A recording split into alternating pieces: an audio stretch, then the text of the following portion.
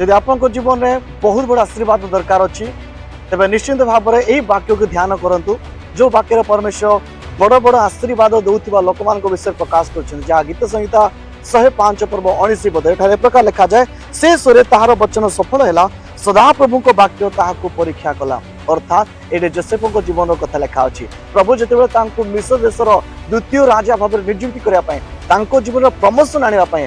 जीवन आशीर्वाद को ढाल पूर्व परमेश्वर बहुत बड़ परीक्षा देकी गति करने बाध्य कले ठीक से प्रकार आज आपको यदि बहुत बड़ा आसन दरकार अच्छी आशीर्वाद दरकार अच्छी तेज निश्चित भाव में से परीक्षा प्रस्तुत हूँ जो परीक्षा प्रभु आपण मान निमंते रखिंट आदि आपण जीवन में परीक्षा देखिए अर्थात परीक्षा आसूची तेज खुशी हूँ कारण आपण सम्मुख में प्रभु बहुत बड़ा आशीर्वाद रखिंट मन रखु जिते बड़ आशीर्वाद सेते बड़ परीक्षा देखिए गति करने पड़ो तेणु निराश हूँ ना परीक्षार सामना करूँ प्रभु जीशुख्रीष्ट